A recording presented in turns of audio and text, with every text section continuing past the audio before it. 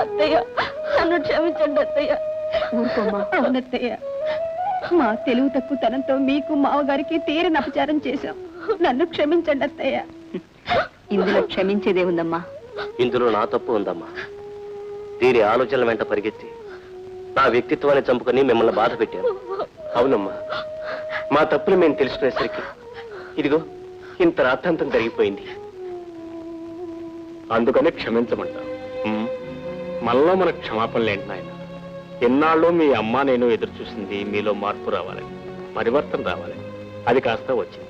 అంతకన్నా మాకు కావాల్సిందేముంది?